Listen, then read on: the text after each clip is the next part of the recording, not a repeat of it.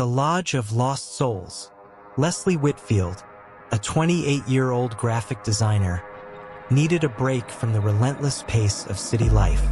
Seeking solace and a chance to recharge, she booked a quiet weekend at a remote lodge in the forests of Maine. As her car crunched over the gravel driveway, she took in the rustic charm of the lodge nestled among towering pines. The tranquility she sought seemed within reach, but nature had other plans. Just as Leslie stepped out of her car, heavy snowflakes began to fall, quickly escalating into a fierce snowstorm. Within minutes, the lodge was enveloped in a thick blanket of snow, severing all communication and travel, trapping Leslie in an eerie isolation. Leslie settled into her room, but her hopes for a peaceful retreat were quickly dashed. As she unpacked, she heard faint whispers in the wind, almost as if the lodge itself was trying to communicate with her. Peering out the window, she noticed shadows flitting across the snow, but when she looked closer, there was nothing there. Her unease grew. Later, she encountered Paul Tanner in the hallway. His demeanor was as cold as the storm outside. "The lodge has a way of revealing secrets," he said cryptically, his eyes boring into hers. "Stay out of the old wing, and don't wander after dark." His warnings, though vague, sent a chill down Leslie's spine. At dinner, Beth and Mark Harper shared their own unsettling experiences. "We've heard strange noises all night," Beth whispered, her voice trembling. "Footsteps, but when we checked, no one was there." Mark nodded, his face pale. "And I saw a figure in the snow earlier, but it vanished before I could get a better look." As the snowstorm raged on, the atmosphere within the lodge grew increasingly tense. The wind howled like a living creature, and the lodge creaked and groaned as if under some immense strain. The isolation weighed heavily on everyone, amplifying their fears. Small, unsettling events began to escalate. Doors creaked open on their own. Cold drafts swept through the hallways, and strange, unidentifiable sounds echoed in the night. Each incident, minor on its own, combined to create a sense of impending doom. The lodge, once a sanctuary, now felt like a trap, holding its occupants in a tightening grip of fear. Driven by a growing sense of dread, Leslie began exploring the lodge, hoping to uncover the source of the eerie occurrences. In a dusty, forgotten corner of the library, she stumbled upon a collection of old newspaper clippings and diaries. As she sifted through the yellowed pages, a chilling story unfolded. In the winter of 1923, the lodge had been the site of a gruesome massacre. A deranged man named Harold Tanner, the original caretaker, had murdered several guests in a fit of madness before taking his own life. The diaries detailed the victims' last days, filled with terror and confusion. They spoke of strange noises, shadowy figures, and an overwhelming sense of being watched, experiences eerily similar to what Leslie and the Harpers were now enduring. The final entry, written in a trembling hand, hinted at a curse placed upon the lodge, trapping the souls of the murdered within its walls. As Leslie absorbed this horrifying revelation, the haunting phenomena intensified. Whispers turned into disembodied voices, shadows became clearer and more menacing, and objects moved on their own. Leslie felt an oppressive presence at all times, as if unseen eyes were constantly watching her. Paul's behavior grew increasingly erratic and suspicious. He muttered to himself, and his warnings became more sinister. "You should have left when you had the chance," he hissed one evening, his eyes wild with fear. "They won't let you go now." His presence, once unsettling, now felt overtly threatening, adding to the group's growing terror. The Harpers, too, were on edge, their earlier skepticism replaced by palpable fear. Mark found scratches on the walls that hadn't been there before, and Beth reported seeing ghostly figures in the corridors. The lodge, steeped in its dark history, seemed to come alive with malevolent energy, its tragic past bleeding into the present and tightening its grip on its new inhabitants. As the snowstorm raged on, Leslie discovered a concealed door in the cellar, leading to a hidden room. Inside, she found the belongings of the massacre victims: tattered clothes, personal items, and blood-stained furniture. The air grew thick with an icy chill, and the room seemed to pulse with malevolent energy. Suddenly, the spirits of the murdered guests manifested, their faces twisted in agony. They surged toward Leslie and the Harpers, their fury palpable. In a moment of horrifying clarity, Leslie realized the truth. Paul was a descendant of Harold Tanner, cursed to lure new victims to the lodge to satisfy the vengeful spirits. As the spirits closed in, Leslie felt herself being pulled into their world. Her screams echoed through the lodge, then faded into silence. The storm subsided, revealing the lodge quiet and still. Leslie's ghost, now one of the tormented, stared out the window as new guests arrived, blissfully unaware of the horrors awaiting them. Frostbitten fate. Marlon Thompson, a rugged drifter with a weary yet determined look in his eyes, trudged into the desolate town of Frostwood as a brutal winter storm raged around him. The snow fell thick and fast, blanketing the nearly abandoned town in an eerie silence. The wind howled through empty streets, rattling the windows of shuttered homes and businesses, creating an atmosphere of desolation and foreboding. Seeking refuge from the unforgiving weather, Marlon knocked on the door of a modest house, where he was greeted by Beth O'Connell. Beth, a single mother with a cautious but kind demeanor, hesitated before offering him shelter. She explained that most of the townspeople had mysteriously vanished over the past few winters, leaving behind an aura of fear and suspicion. As Marlon settled in, Sheriff Tom Daniels arrived, his face etched with concern. The seasoned lawman, a stalwart figure in the town, warned Marlon about the dangers of staying in Frostwood. "This town isn't safe, especially during the storm," he cautioned. "Strange things happen here that no one can explain." Despite the sheriff's warnings, the relentless blizzard made it impossible for Marlon to leave. Trapped by the raging storm, he sensed that Frostwood harbored dark secrets, and that his arrival might have inadvertently drawn him into a web of mystery and danger. As the days passed, Marlon began to notice strange symbols carved into trees and etched into the sides of buildings around Frostwood. The symbols were eerie, unfamiliar, and seemed to pulse with a sinister energy. At night, the howling wind carried with it haunting cries, chilling Marlon to the bone and making sleep nearly impossible.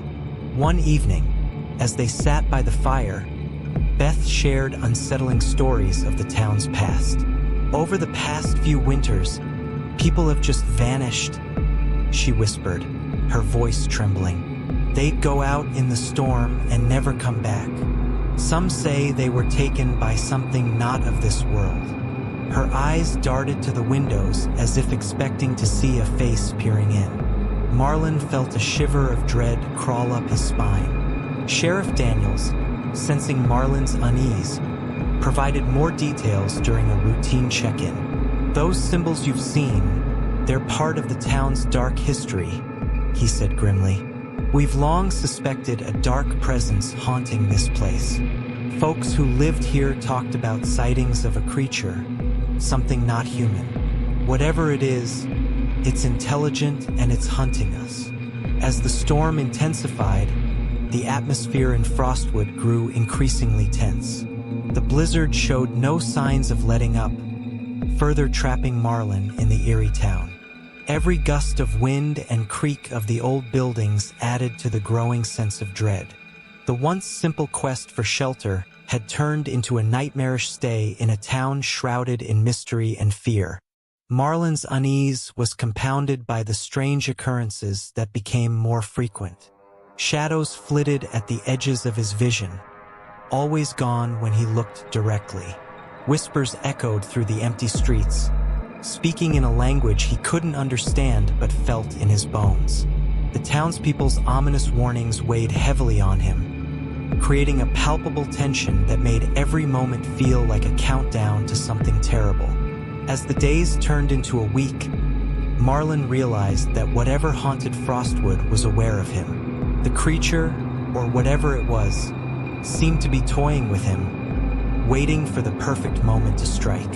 The storm outside mirrored the storm of fear growing inside him, trapping him in a place where escape seemed increasingly impossible. Marlin, driven by a desperate need to understand what haunted Frostwood, delved deeper into the town's dark history. He combed through old records in the town hall and unearthed journals left behind by former residents. The stories were chilling. A creature believed to be from another world had been sighted during the harshest winters. Descriptions painted a terrifying picture. A horrifying blend of human and alien features, with elongated limbs, eyes that glowed like embers, and a mouth full of razor-sharp teeth. As the storm raged on, the creature made its presence known more violently. Beth's home was attacked one night, with windows shattering and doors rattling as if a massive force was trying to break in.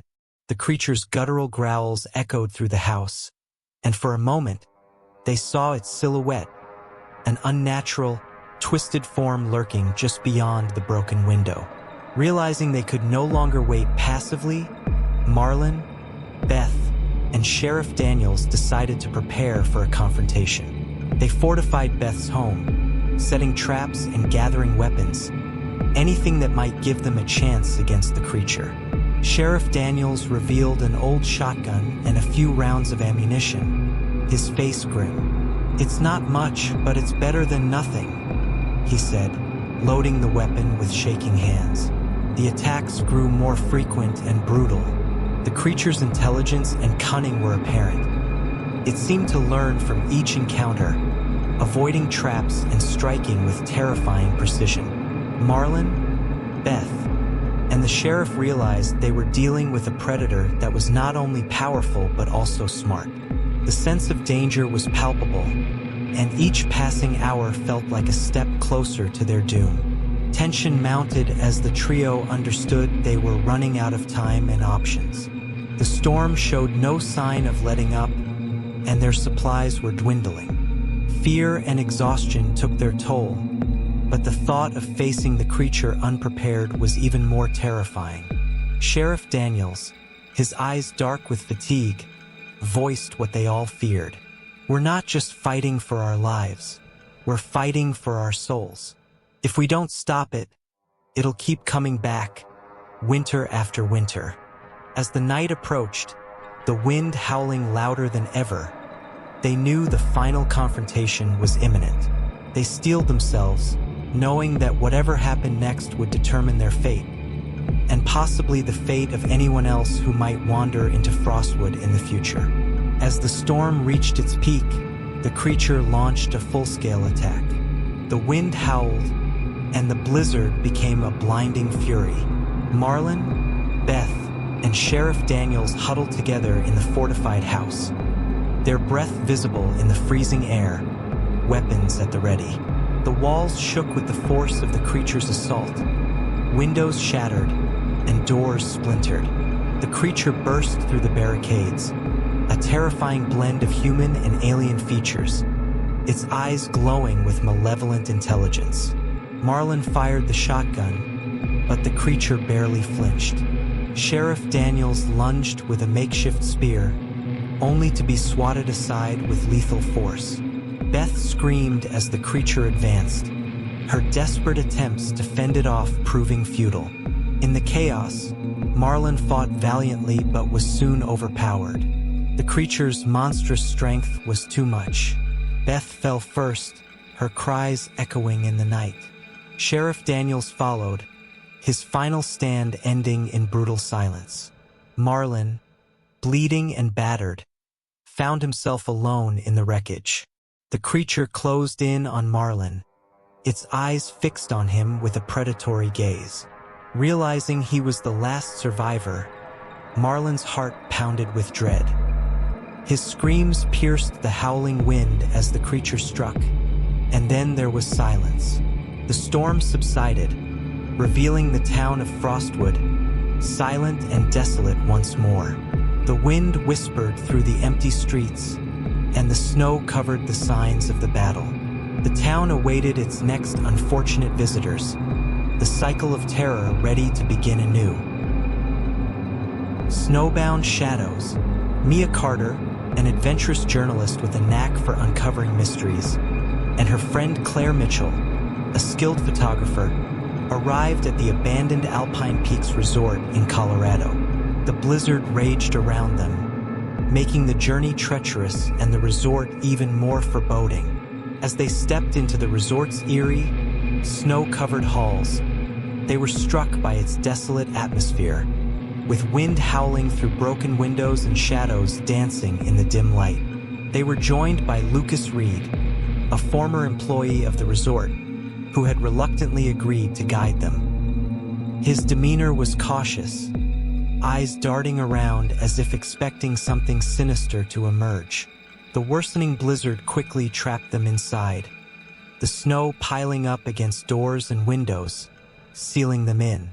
The stage was set for an investigation that would plunge them into the resort's dark and terrifying secrets. As Mia, Claire, and Lucas ventured deeper into the abandoned Alpine Peaks Resort, they found it eerily preserved. Dust-covered furniture, faded posters, and old ski equipment lay undisturbed, as if frozen in time. The silence was oppressive, broken only by the creaking of the building and the distant howl of the blizzard outside. Their footsteps echoed through the empty halls, amplifying the sense of isolation. In their exploration, they stumbled upon old newspaper clippings and guest logs, uncovering clues about a series of gruesome murders that led to the resort's closure. Each article detailed horrific deaths, each more chilling than the last, with victims found mutilated and their bodies arranged in grotesque displays. The gruesome history of Alpine Peaks began to unravel before their eyes. As they delved further, strange occurrences began to plague them. Unexplained noises echoed through the halls, footsteps in the distance, doors creaking open on their own. Shadows flickered at the edges of their vision, vanishing when they turned to look. The sense of being watched grew stronger, adding to their mounting unease. The blizzard outside intensified, the wind battering the building and snow piling up against the windows, further isolating the group. The temperature dropped, and the power flickered, casting eerie shadows that seemed to move with a life of their own. The atmosphere grew increasingly tense, each creak and groan of the old building making their hearts race. Lucas, visibly shaken, began to share unsettling stories from his time working at the resort. He spoke of strange sightings and unexplained events that had plagued the staff and guests long before the murders. His voice trembled as he recounted the feeling of being watched and the inexplicable cold spots that would appear out of nowhere. "There's something dark here," he warned, his eyes wide with fear. Something that never left. Their investigation had turned into a waking nightmare, with the past's horrors seeping into their present. The resort's dark secrets were far from dormant, and as the storm outside raged on, they realized they were not alone in the abandoned halls of Alpine Peaks. As the trio continued their investigation, they began to notice unsettling signs of recent activity in the abandoned resort. Fresh footprints in the snow, a still warm campfire, and food supplies that had been restocked. The realization hit them hard. They were not alone. Panic set in as they grasped the implications. Someone had been living in the resort, undetected, preying on anyone who dared enter. Their worst fears were confirmed when they encountered the deranged killer. His appearance was monstrous, dirty, disheveled, and with eyes that gleamed with madness. The killer moved with unnerving silence and speed, a predator in his domain. Lucas's face turned ashen as he recognized the man. With a trembling voice, he confessed, "I knew about him. I suspected he was still here, but I kept quiet. I thought if I ignored it, it would go away." The tension among the group escalated sharply. Mia and Claire were furious at Lucas's silence, feeling betrayed and more vulnerable than ever. The killer's familiarity with the resort gave him a terrifying advantage. He knew every hidden passage, every creaky floorboard, and every place to lie in wait. As the blizzard raged outside, trapping them further, the killer began his hunt. Lucas was the first to fall. Despite his attempts to make amends by taking the lead, he was no match for the killer's cunning. The attack was swift and brutal, Lucas's screams echoing through the empty halls before being abruptly cut off. His body was left as a gruesome warning to Mia and Claire, a stark reminder of the danger they faced. The killer's methodical approach and intimate knowledge of the resort heightened the sense of impending doom. Mia and Claire, now alone and terrified, realized they were being hunted with a chilling precision. The walls of the resort seemed to close in on them, every shadow a potential threat, every noise a harbinger of death. The once adventurous exploration had turned into a desperate fight for survival against a relentless and malevolent force. Mia and Claire, hearts pounding with terror, frantically searched for an escape. Every exit seemed blocked, every path a dead end. The killer's intimate knowledge of the resort made their efforts futile. They could feel him closing in, his presence a constant, suffocating threat. In a last, desperate bid for survival, they barricaded themselves in one of the resort's hidden rooms, their breaths ragged and eyes wide with fear. The room, once a safe haven for guests, now felt like a tomb. The heavy silence was broken only by their panicked whispers and the distant, methodical footsteps of the killer drawing nearer. The door creaked open, and the killer emerged from the shadows, his eyes gleaming with malevolent satisfaction. Mia and Claire's faces contorted with terror, their bodies paralyzed by fear. They knew there was no escape, no hope. Their screams pierced the air, echoing through the empty halls of the abandoned resort. The blizzard outside raged on, indifferent to the horror within. As the final cries faded into silence, the Alpine Peaks Resort stood as a monument to its dark history, waiting patiently for its next unfortunate visitors. The killer, once again undetected, melted back into the shadows, his insatiable hunger for terror momentarily sated.